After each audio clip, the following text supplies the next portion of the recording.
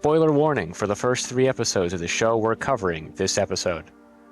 There is occasional adult humor, and this podcast is intended for adult audiences. Finally, an epilepsy warning. There are occasional flashing lights for video viewers. Yeah. It's recording, right? Yeah. Hello, fellow fucking weebs. Welcome to the Anime Overview fucking podcast. Today, I am joined by our lovely Matt. I know, the next challenge that we do in the channel, do not cry watching Angel Beats. What? No. I'll die. Don't do that to me. We literally just talked a few minutes ago about how depressed I am. No. Exactly, it's the perfect time to do it. I'll cry so much. And Wraith.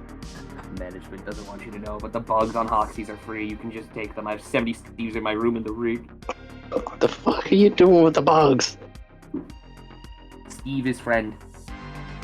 As you both fucking know, we're here to redo Pumpkin Sitters because the data got fucked up somehow. I don't know. But we're here to do it again. Let's do it again. Yeah. The all-consuming void saw it was snack time and decided to bless us with its presence. It ate episode 4 and all 38 song riffs. It's fucking payday! It's payday! God damn it. Also, before we continue, you did the same thing that I did last episode. You didn't introduce yourself, Demon. You obviously discard Necro World Banshee to get yourself Zombie World and start playing out of that shit. You sound like such a nerd. Because I am such a fucking nerd. Obviously, the correct voice is like, Actually, you didn't even do it right. And then the opponent Ash Blossoms and you fucking cry like a bitch you are. Now go to the forums and die. Nah, they don't need to know me. I'm the fucking ghost man. They don't need to know me. I mean, they know who you are now, so good enough. Them. Good Son enough. of a bitch. I needed somewhere to put your intro clip, goddammit. I had to shoehorn mine randomly into episode 3 because I did such a bad job introducing people because I didn't introduce myself at all. Yeah, they don't need to know me, man. I'm me. They don't need to know. I mean, if this is the 4th episode they're tuning into, they're starting to know you pretty well. Oh, yeah. Man. I'm fucking crazy. Everyone here is. I don't know, I'm pretty chaotic. To varying degrees. I mean, crazy in different ways. But yeah. This episode's a little bit scuffed. They started in the Kodansha Shonen manga magazine in 2002, moved to Monthly Shonen magazine in 2006. Mm-hmm. The 24-episode television series adaptation produced by Gonzo and AIC was broadcast from October 2006 to March 2007. Mm-hmm. First licensed in North America by ADV Films, later transferred to Funimation. Mm-hmm. Okay. So Studio Gonzo anime, classic Gonzo show. This you'd call this like military drama, right? Probably. It's probably fair. Probably like a fair alternate history, military action, or the titles for like those are the genre tags for. Yeah, military drama, historical fiction, alternate history. History. Tonk. It's Tonk. Yeah. Tonk. Tonk. Not the tank. Because literally, majority of this whole anime is Tonk. At least the first 2 episodes have. The first 2 episodes are, and arguably the third one too, are. I mean, the third one, technically, it's a giant armor. It's technically, I guess it's technically not a tank. Technically. Armored plated and. It's still a giant train-mounted drill. Alright, so let's just open up with the visuals because these are going to be really, really easy to discuss. This is a 2000s Gonzo show. Those of you who have been around the anime block a few times are going to be very, very familiar with these folks. They have a couple of directors they like to choose from. Their art style is very plain, very clean. I like it overall. It's nice. They will sometimes kind of try to adapt the style of the manga when they do their character designs and their art direction, which is nice. Not always. Studio Gonzo anime definitely have a look, especially in the mid to late 2000s. And this anime definitely has that look. Pretty nice. I'm not sure if they're digital colors, but I assume it's digital coloration. They're a little faded, but they look nice, kind of like soft pastel colors. Some deep colors in the environmental details. Backgrounds are pretty good for the most part. Everything is definitely old school, hand drawn, even in this anime, which came out in 2006. So that's the kind of studio Gonzo is. They have a way they like to do things. Spoiler alert: they're still making anime was always like that. The upside to Studio Gonzo is that they have a style and they stick to it, and if you like that style, you're probably going to think everything they've ever made has good art direction and character designs and stuff. Now, animation and direction is a different story. We'll talk about that in a moment, but just the... Animation, they have some issues here and there.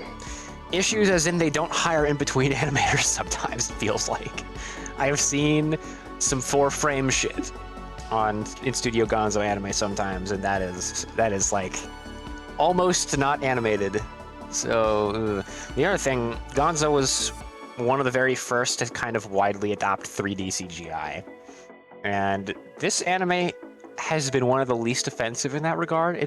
There just appear to be the tonk, as I've been calling it. The tanks in this show are sometimes, I don't know if it's every time they show up, they're sometimes CG. It's not heinous. I didn't find it offensive or anything like that. I've definitely seen some 3D CG and Gonzo stuff that's kind of offensive.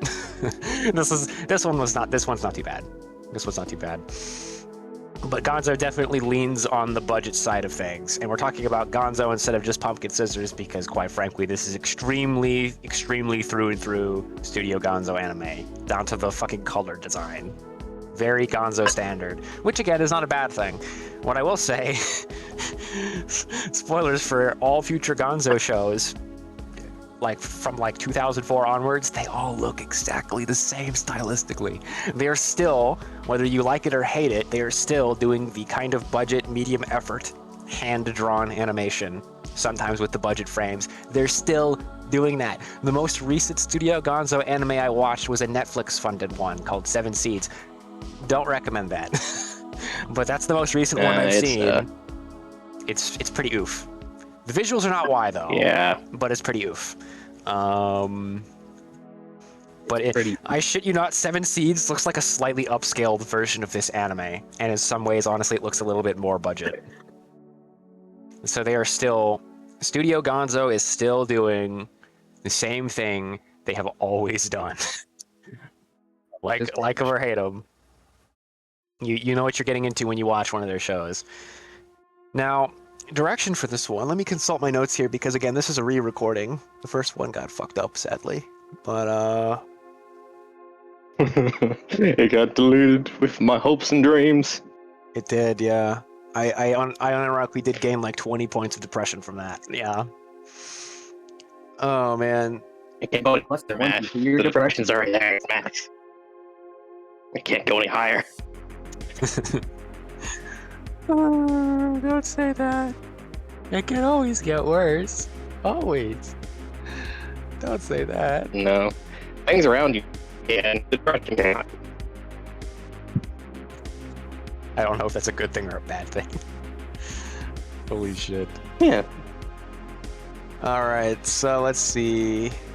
Does anyone have any other visual notes they'd like to talk about before we kind of start rolling into the direction? They don't know how to do giants. Well, I do like the, what's his name? Oland, I think it is. Mm-hmm. My brain's already forgotten his name. He's real big. Oland, whatever the fuck is it. He's real big, but I feel like they got a little bit off on body proportions, even though he was supposed to be a fucking walking tank. So, this is an unfortunate thing with anything that's like budget or very like loosely directed or very quickly produced. Let's be real, this is probably all three of those things. Characters being off-model is probably one of the most common things you're going to see in hand-drawn anime, especially when you start paying attention.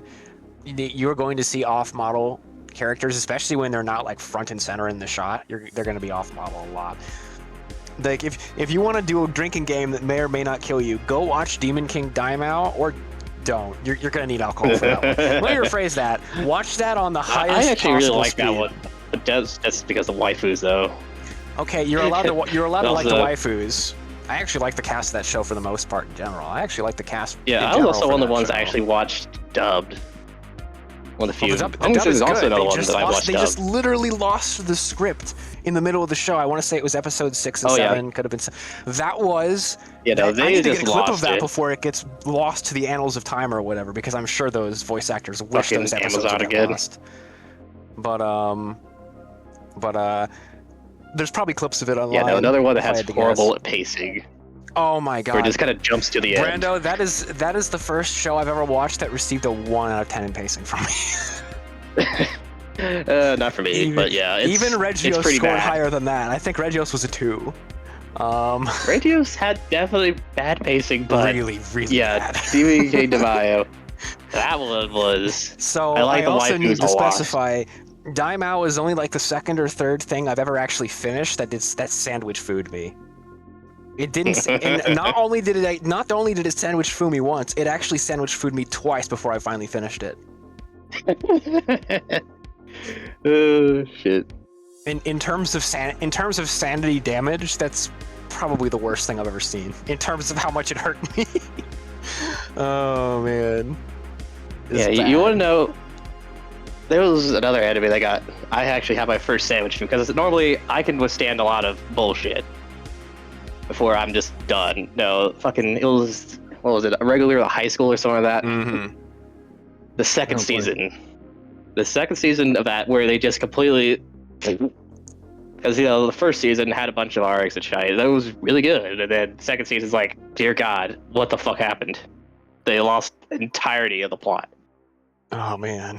And I thought they went on a Would lot of not tangents recommend. in the first season. I am terrified of the second season. No, the If second it's- one made me like, gone.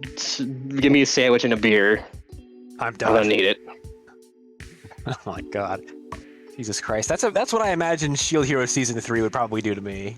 And everyone else. No, for that Shield matter. Hero Season 2, just, the Turtle arc, that arc was bad. I'll watch that eventually. I will probably not watch it seriously because literally every fucker under the sun has Okay. told me how bad it is. Here's my recommendation. Just fucking skip it and get Mhm. on to the second part, past the Mhm. Turtle arc, because it literally has no relevance because they skipped so much of the important character development of the new waifu that shows up. They just kind of skip her. No. No. You can't skip waifus. What? No, they didn't skip her. They just skipped all the relevant parts. Everyone's like, oh, she must be the villain or something bullshit. No. Because they just skipped everything because they didn't show her. No. In a show that had godlike characterization in the first season, what the fuck? See, the first season happened? was fucking awesome, and then the What second season and third season, it's just like no. pacing is horrible.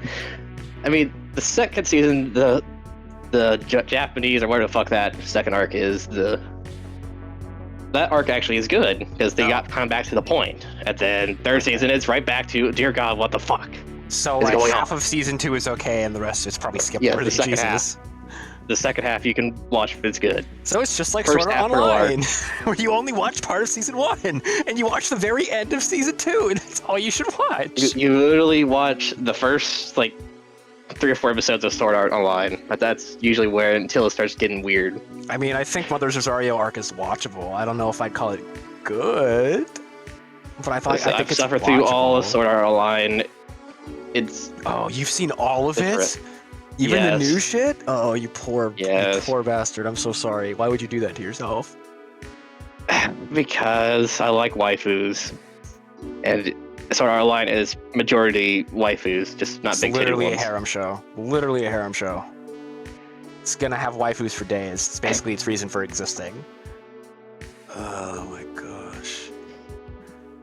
Okay, well, That I and, want to know literally nothing about it. Tell me nothing, I'll live in blissful ignorance for the rest of my days. I want to know nothing about anything past ordinal scale. Nothing.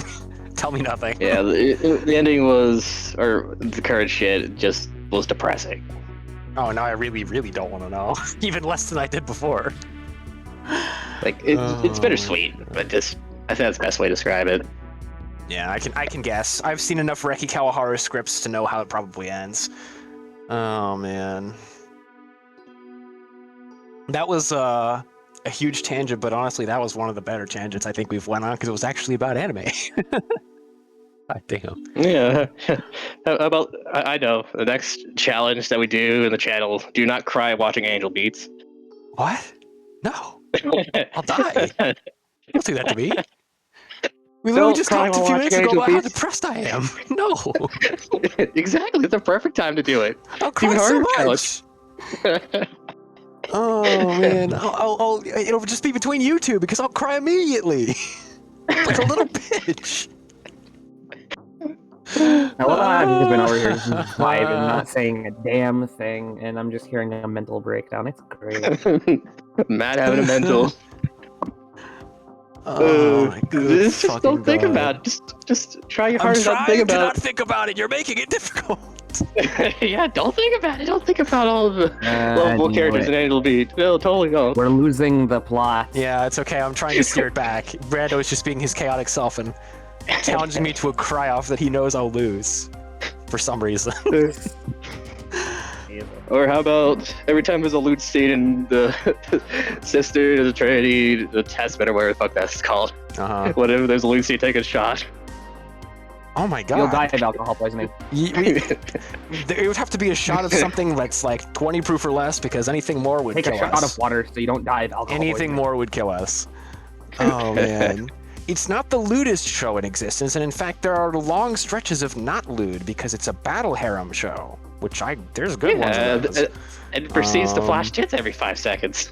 It does do that a lot, especially in the later half of season 1. It does do that a lot. Consequently, I actually gave that shit like a 6. I actually think that show's okay. It is okay. Man. I'm not gonna call it good, but I'm gonna call it alright. Especially for something of its genre. You don't have a lot of good choices. And if it wasn't censored so fucking much, it'd be even higher for me. Oh, you watched the censored version? I couldn't find the uncensored version. I just kept fucking going through. Okay, I may or may not own the uncensored version. Son of a bitch, hook me up. And I may or may not own the uncensored version purely for your sake. Oh, man. Yeah, it is. It is for your sake. I was literally looking at your My Anime List page, and I seen it was on your favorites, and I'm like, oh, I'll get this. Just in case it goes to purgatory. Just in case it goes to purgatory. Yeah. I've done 2 purchases for just in case of purgatory. I've done War on Geminar, and Darker Than Black and Mashoko Tensei. Done 3. War on Geminar is obvious because it's the peak. Yep. The Darker Than Black War on Geminar may or may not be uploaded to YouTube right now. Oh no. So this is a fun trend. We'll talk about this in the after show if we have time. I'm cutting it here. We'll remind you about this later. We have tangented way too hard, and Wraith is probably slowly passing out his chair over there because he has no context for any of this. All right. Hard cut. Yeah, next thing by that show. So, direction, pacing. How did we feel about our impression into this show? Like, the direction I actually like, but the pacing. Dear God, the pacing. It gets worse as further on the anime, too. It's worse. It gets worse. Ooh, that's gonna be oof. It gets worse. That's gonna be oof. So, the episodes 2 and 3 are what I would call inoffensive. 3 has a little bit of pacing issues where you can't fucking tell how long it's been or what time of day it is or where you are or anything. So it's not bad, it's just kind of sloppily directed in regards to helping the viewer follow along with the plot and the setting. But it's not offensive. Lots of anime pull that shit, and it's probably to save time and budget, but it's very noticeable. That's the beginning of episode 3, but it's largely inoffensive. Episode 1, the intro to this show, I like overall. It's just really jumpy. Really jumpy. Yeah. Because the way Pumpkin Scissors ended. Yeah, yep. War has ended. Yeah. War never war has changed. Oh. That sums it up right there. That sums it up pretty well. Yeah, we gotta knock him down the hall later this evening. War never. What do you mean war's changed? What do you mean it's over? We just got here. I just You got just here. stirred the war crimes, son of a bitch. You guys over. gave me like 200 of the nastiest chemical rounds ever conceived, like an entire battalion of tanks, and this really cool big-ass machine gun that could probably kill about 20 dudes per second, and the war's over? You gave me all these They gave me this brainwashed sick-ass gun fucking and I don't mutant get to giants shoot it? that walk headfirst into tanks. Oh, the war's over. Damn it. They gave me this cool gun and I don't get to use it? What the fuck? No. They give you a 13mm and you don't get to use it more than once. Oh, great, thanks. They gave me a 13 Well, I millimeter guess- handgun. I didn't get to shoot it. Well, I guess you better go join Pumpkin Scissors then, the 3rd recon platoon of the Yeah, War they're gonna do, like, Relief Division. Am I right about that? That sounded right to me. I don't remember. Yeah, no, they're a recon team, but they're also working on war relief efforts. So it's like, Yeah, they're definitely Okay. part of the War Relief Division, but they're supposed to be a reconnaissance. Yeah, they Squad. recon in case of, mercenaries still left over from the war. There is They absolutely spotted a bunch of zero bullshit. reconnaissance happening in any of these episodes. No, they had one. They have one scene Oh, in episode man. 1 where they're scouting the dam, and they Okay, send fair. a memo off. That is the only scene guess you they will get- be seeing of scouting. I guess they get to keep their recon tag then because they used it once. So I guess I can't take They it from used it them. once. No, they're mostly And then they're mostly proceeded war to attack the dam. Yes. Proceed by that. With like Fucking what, crazy ass 4 spawn with a sword. soldiers because they're insane. Oh man. there is 3 and a dog. Okay, 4 soldiers and a puppy dog. That's what they attacked a dam full. And the of leader deserters doesn't use a with. gun. The leader does No. not use a gun. She's using He what uses a looks sword. like some flavor of short sword. Yeah, Is like a saber. It's like Yeah. self-defense kind of things. like a side sword or very something. short sword. Yeah. So What is a short sword but a large dagger? So let me briefly let's briefly run through the characters here, and then we'll run through the episodes, and we'll kind of dig into the meat of this, and if we have time, we'll discuss how we feel in a little bit more depth, and then we'll tier it. So let's see. We'll start with the first homie who is introduced. I can't remember if they introduce. I'm positive her name is Alice. I can't believe I remember her name. I'm terrible with names. Apparently, Pumpkin Scissors made an impression on me because I remembered the names. So I think we're introduced to Olin first. He is a big, scary, giant dude with a big anti-tank pistol. Big ass can. And he's covered in battle scars and is clearly a total badass. And he was in an anti-tank platoon. And we're kind of introduced to him and what he's going through now that the war has just ended, like probably days ago or whatever, pretty recently. And, the show does its whole, look at all this war stuff. Never mind, war is done. That's kind of the introduction to the show. And then we're introduced to him first. He's like a gentle giant type guy for the most part. That's sort of his personality. He's likable pretty much immediately. And then I don't remember exactly when, because you'll have to forgive me, audience. This is not super fresh in my mind, but pretty soon after that, we're introduced to Alice and her two goons, her 2 goobers, her 2 lackeys, whose names I don't remember because it's been 3 episodes and it's not long enough to learn the side characters' names. But No. I don't remember either. That's because it's been like almost a month now. yeah, but she has two young soldier boys that are her lackeys, that are her, what would the word be? Squad mates? The name for the soldiers that are serving underneath an officer. Brain can't remember. Like lieutenants. Subordinate? We're all too cooked for this. Anyway, There's like a million words it could be. her subordinates. There we go. Subordinate. Yeah, she has 2 young, pretty normal soldier bros as her subordinates who just get dragged into all of her nonsense.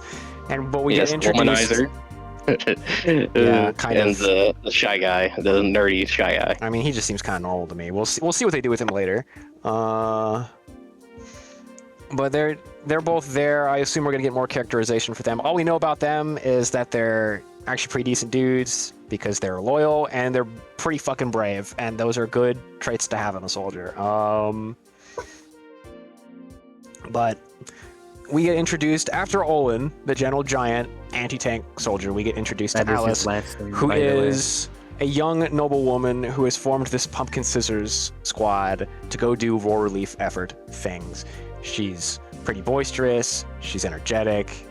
She's a hothead. She's a firebrand a bit. Just a side juncture. That's his last name. His first name is Randall. Thank you. Randall Olin.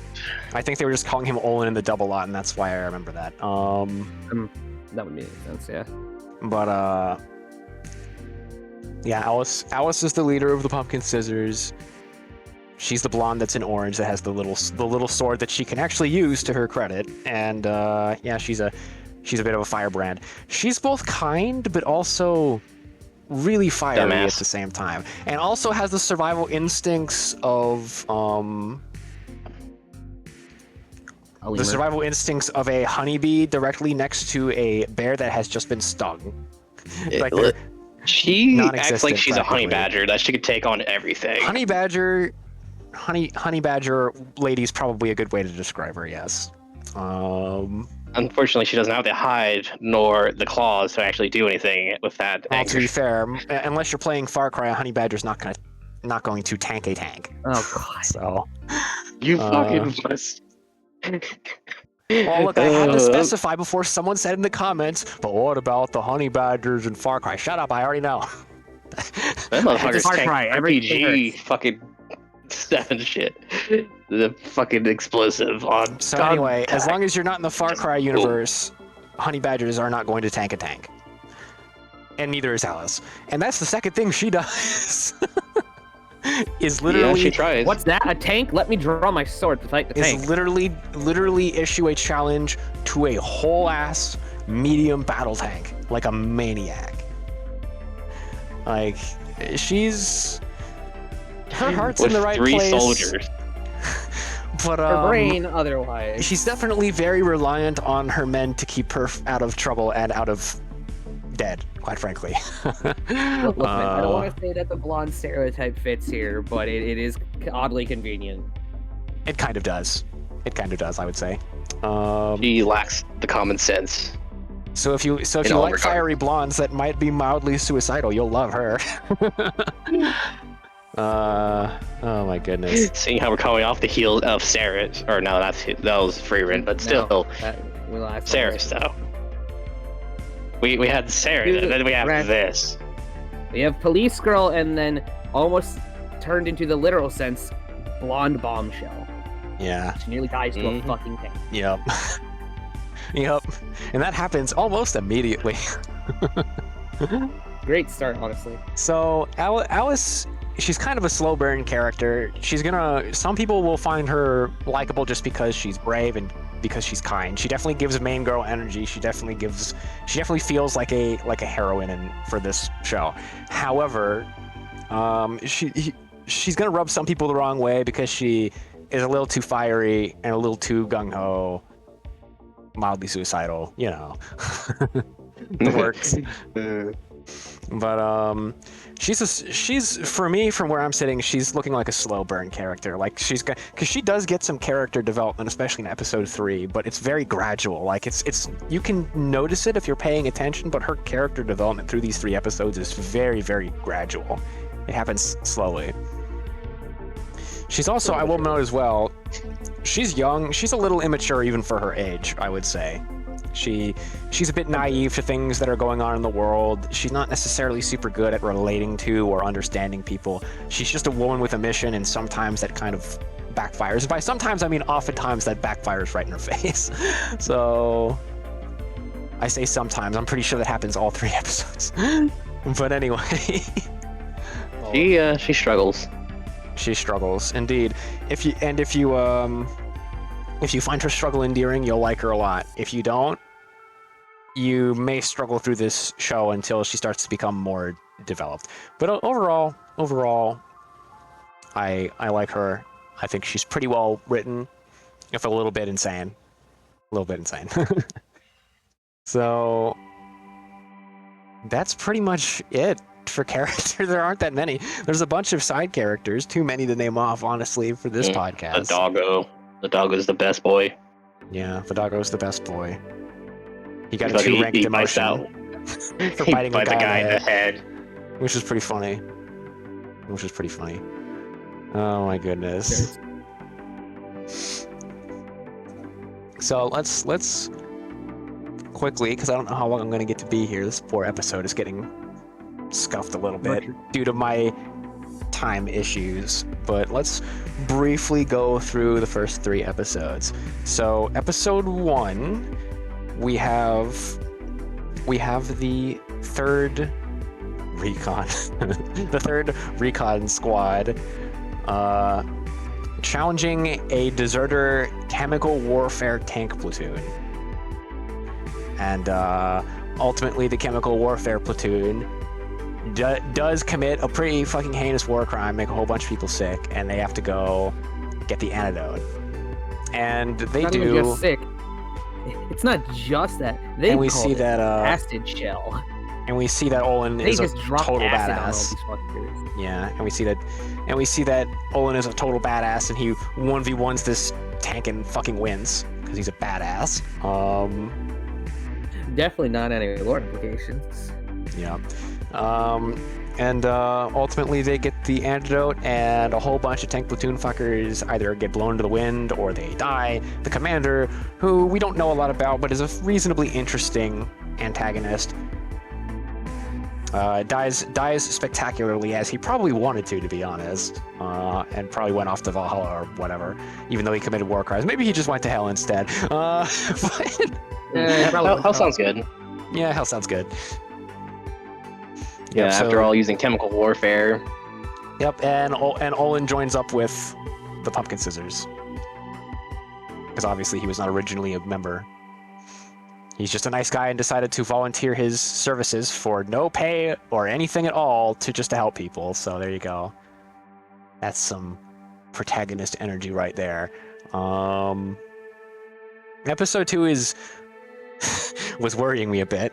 I've got the notes over here. Let me pull them up. Episode 2 was worrying me a little bit because we have corrupt noblemen, which is bordering on a cliche, but that could just be me having seen a lot of shit that has corrupt nobles in it. But we have this comically evil bastard who keeps challenging people to a rigged bullshit challenge where they must run from him as he drives a fucking tank around that has a professional tank driver and shoots people with his state-of-the-art fancy tank and murders them all for his own amusement, because he's literally a pitch black demon of a human monstrosity who should be put down immediately. For some reason has experimental autoloader in his tank. Yep. For some reason. Because he's apparently very rich. This show is set on like a fictional 1930s post World War I leading to World War II setting, which is why it is alternate history. And for some reason, they have an autoloader, which probably did not exist on any tanks at all until much later. At least World War II tanks. This Historical would be, fiction. A brand new tank. Historical fiction. Maybe minor plot hole there. Yeah. The only logic I could apply to it is he's a noble. He paid good money to get one of the new fancy tanks of the time, which would be an auto-loading system potentially. Also, I don't know if you want to know this, but it is not plausible. It actually becomes a focus point later on. And then if y'all could wrap up your thoughts on 2 and then start on episode 3 while I go turn my fucking alarm off. Alright, episode 2. Biz got what he deserved.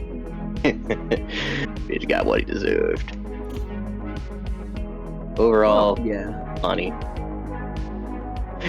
They could not casually just bombshell you with more lore all of a sudden as well.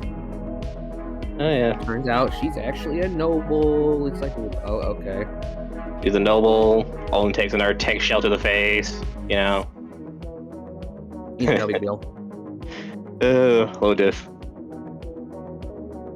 Just a slight miscalculation in his plan.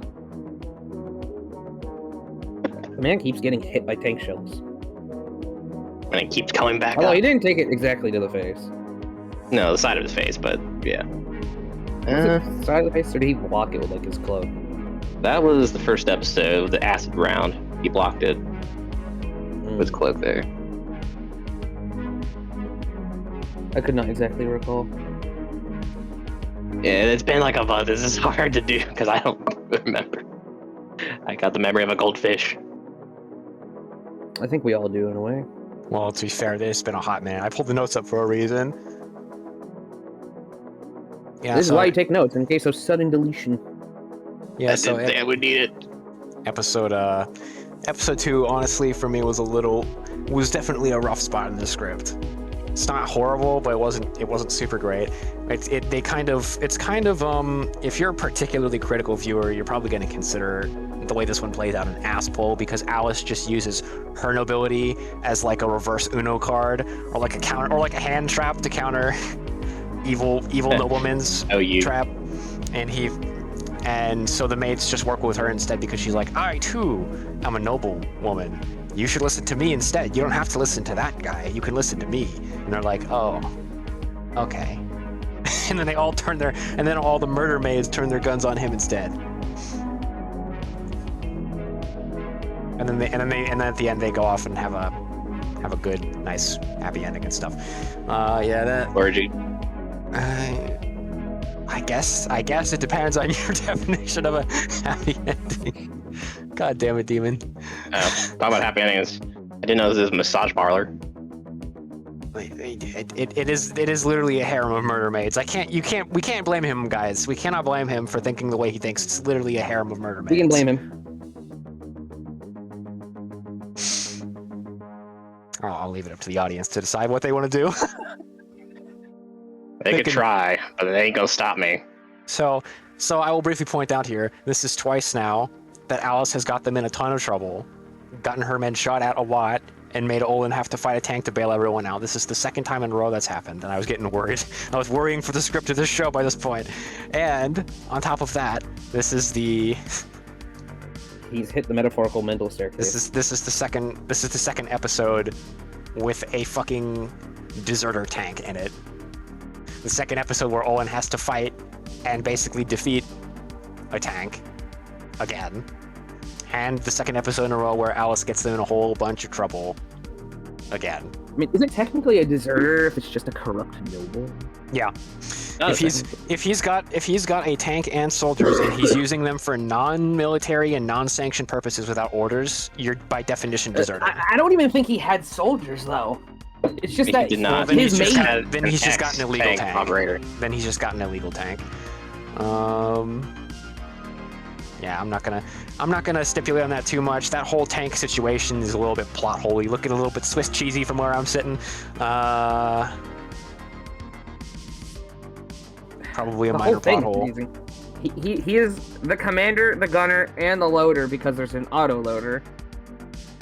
And his butler is the tank driver. There's like no radio operator. There's no machine gunner. The last thing you want is a radio operator, so everyone can hear what a bastard this guy is. Oh man. The point remains. He's a bitch. I'm more scratching my head where he got this fancy tank in the first place. Minor plot hole. Not a huge deal. Definitely a minor plot hole, the more I think about it. Alright, episode 3 is the first one that made me start to feel a little bit better. This is a proper war relief episode. For the first time, I would say. The first episode kind of counts, but really the first episode's mostly an introductory episode and a freaking action episode, where a lot of crazy shit happens. Episode 3 is the first one where it kind of eases us in, you know, get some characterization going for Alice. It's an Alice episode for sure.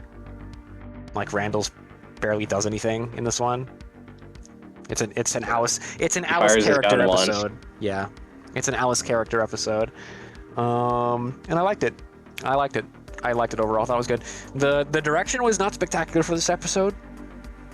It was similar to episode 2, or it was okay but not super great direction. Pacing's so, especially at the beginning where it kind of jumps around a bit. There's not a whole lot of establishing shots or anything. It just kind of goes.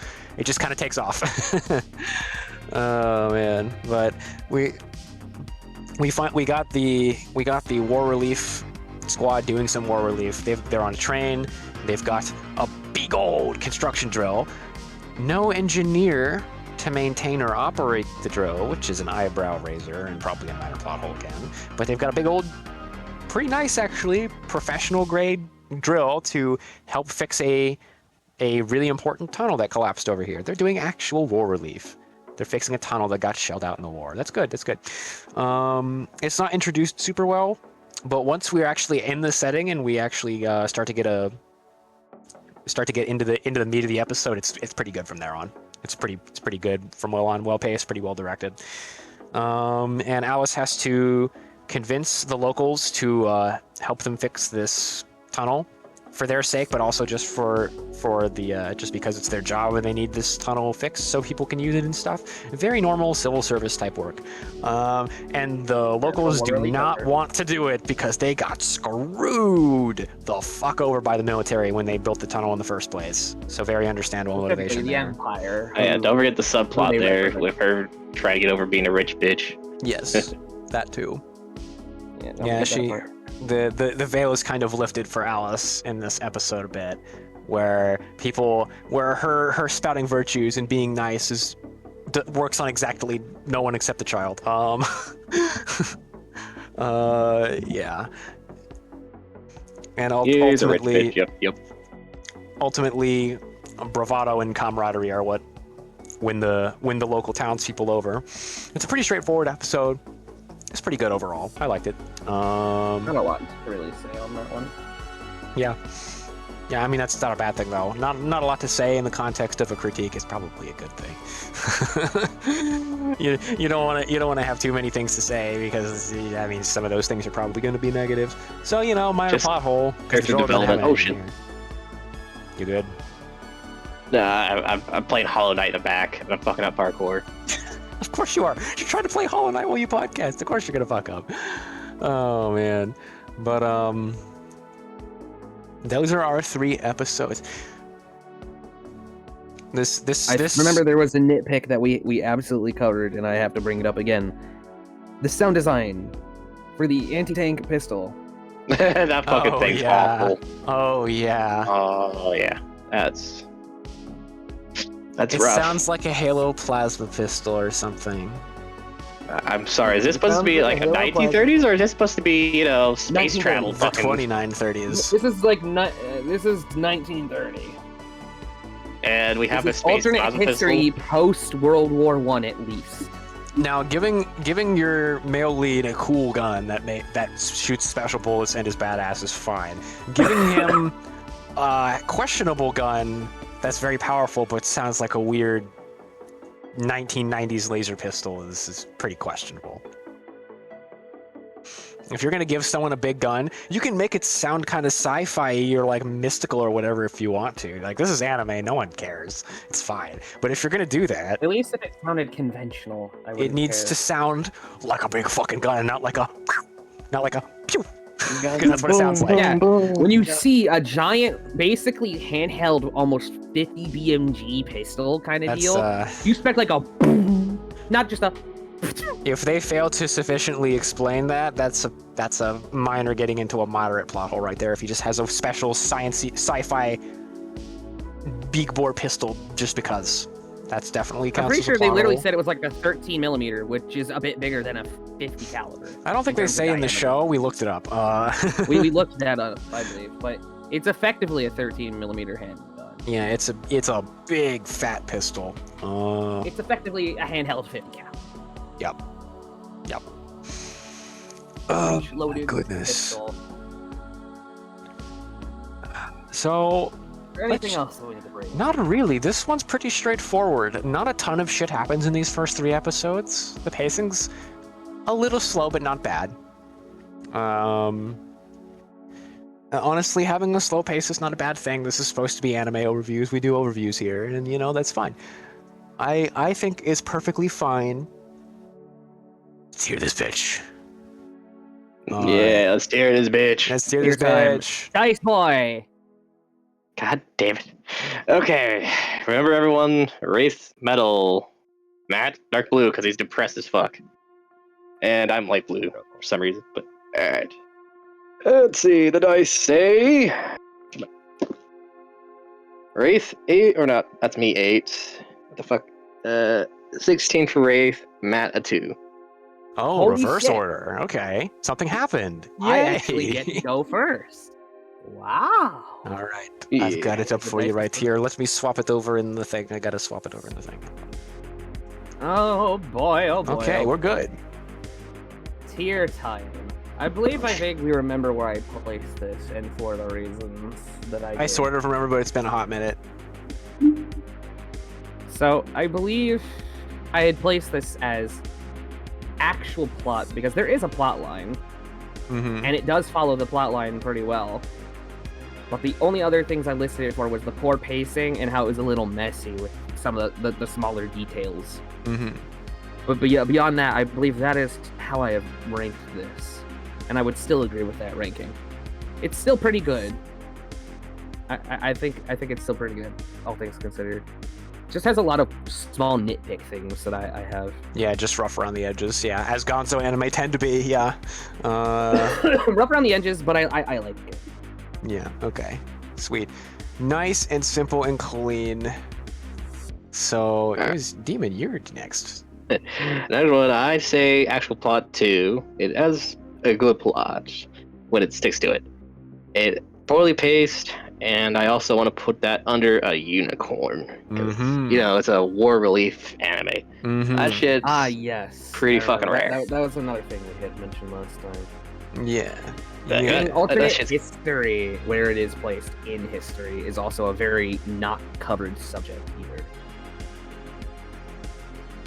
All right. So I'm gonna open this up. I think I'm gonna be a little harsher than I was first time, not too much. I think I'm gonna give a poorly paced, only a little bit though. I'm gonna definitely give a messy. I definitely like this show, but I definitely think it's got some mess in the script for sure. But I still like it. I'm gonna give a keyboard pillow as well, which I'm pretty sure I did last time as well. Now, the keyboard pillow comes from multiple places. In particular, for me, I would have liked to see the world building done a little bit more carefully. The tank having an autoloader raises an eyebrow. The tank being where it is at all raises an eyebrow. But that seems to be a problem Yeah. this country has. So I can hand wave that one. But the autoloader and all that stuff happening, and history, different timelines. I consider it a minor plot hole. Viewers are free to disagree with me if they want. Additionally, the weird science pistol that's totally unexplained. Hopefully they explain that later. For now, it's an open-ended plot hole, minor one, but notable for sure.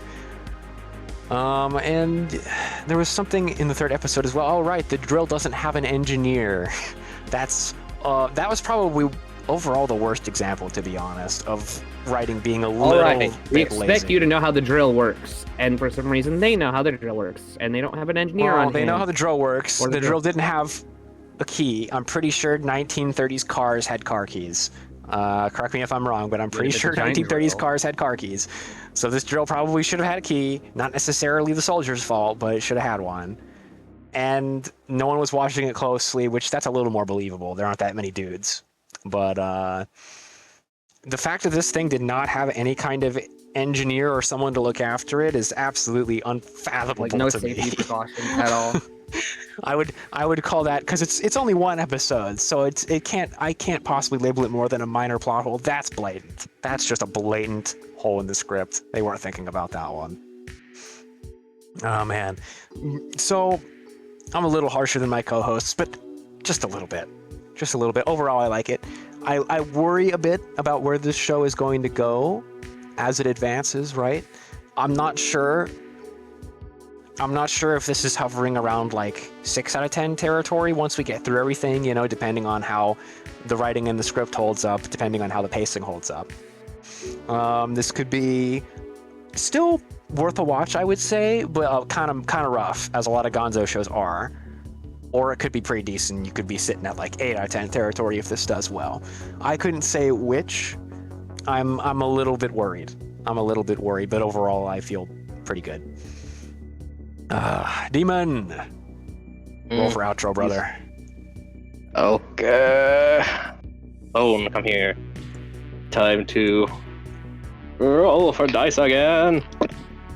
Alright, we got a Matt with a 3, I got a 12, and Wraith got a 7. All right, Son you of a get bitch. you get to outro for the first time. I will pull I your did the script up. intro and outro for The both of outro. these, both Yep. times. For this Yeah, episode. now I owe you a cookie. You had to do all that shit. That's some high fucking effort right Twice. there. Where's my outline? One of these Alright. times I will be the one outroing. You've done it once. You were episode 2, I think. Don't think so now. Alright. So I think we had we standard know order. that the old we know Pumpkin Scissors is very watchable. It's watchable. It's not something that you'll immediately want to drown yourself trying to watch. It has a plot, be it poorly fucking paced. But if you like any sort of history or something that was similar with a bunch of guns, tanks, and shite, you might like this. But she also might hate it because blonde rich bitch is crazy. She a crazy bitch. She might be a little too crazy for some people, yeah. If we didn't make that Yeah. clear. Listen, if you in your right mind try to challenge a tank with a sword, you really probably should not be the leader.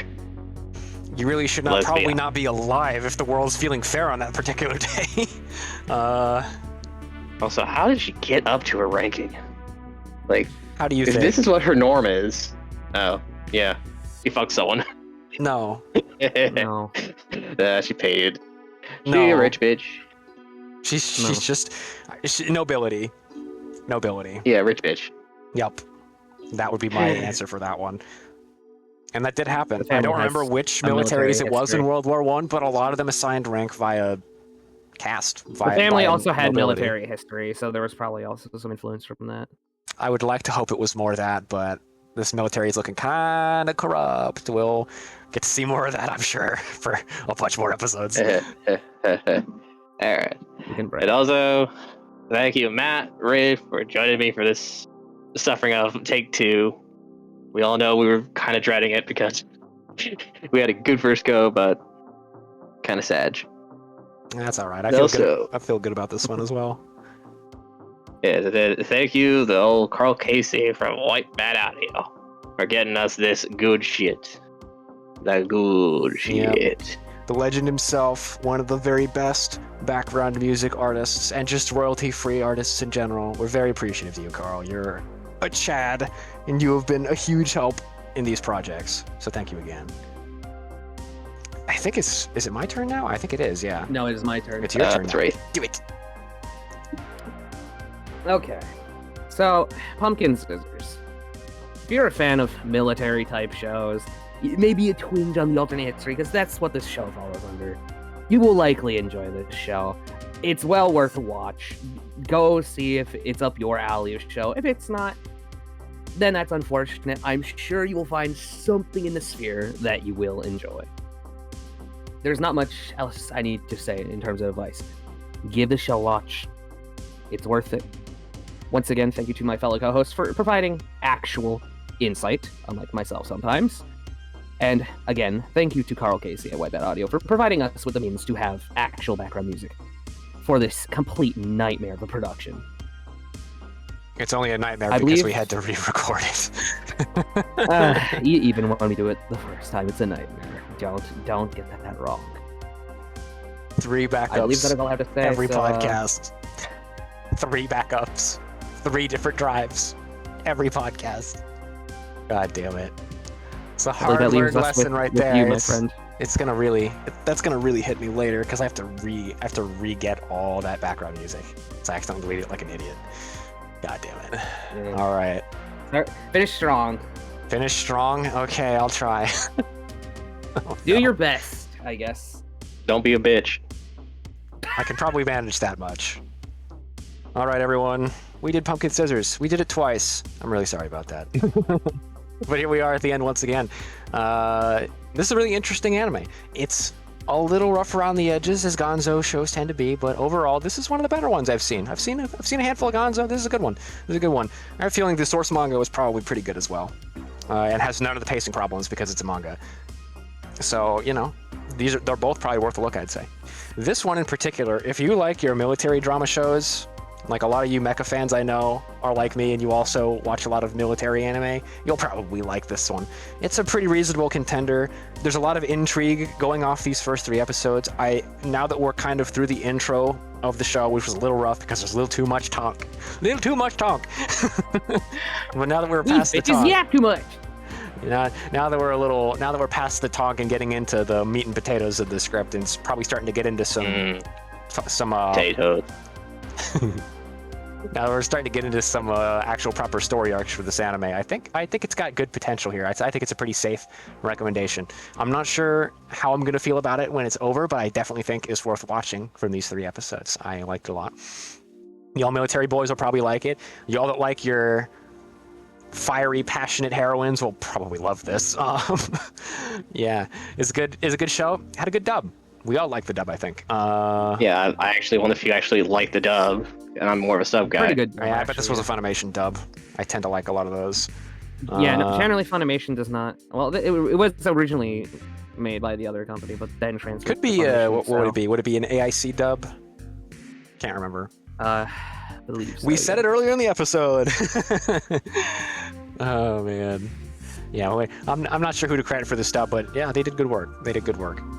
ADV Films was a licensor. Yeah, I would feel comfortable with other ADV dubs. Yeah, AIC was also responsible for this, including Gonzo. I would feel comfortable with other ADV dubs based on this one. We'll see if that holds up later. ADV on. licensed, AIC produced studio. Well, producers being Satsu Music Publishing and GDH were the actual producers. So, all right, everyone. Thank you, Mel, for telling us. I would like to thank y'all for showing up. Hopefully not suffering through the re-recording like we did. I feel like, especially for the edited down version of this episode, I think it'll probably be pretty decent, actually. But yeah, we had to suffer a little bit because I was uncaffeinated and I fucked up. Whoops. Oh, man. That's all right. We're editing just this. need more coffee. Yeah, I'm very caffeinated right now, if that wasn't obvious. I got a whole Mountain Dew in me. Don't be too caffeinated to the point where you make extra mistakes. That's pretty difficult. It's pretty difficult for me, someone who drinks caffeine medicinally for my bad attention deficit disorder, to have too much caffeine. Very difficult. Very hard to achieve. Hasn't happened often. All right. Thank you so much for watching, all of you. I'll see y'all in the next one, I hope. Enjoy. Take care. Bye! Bye, bitch. Farewell.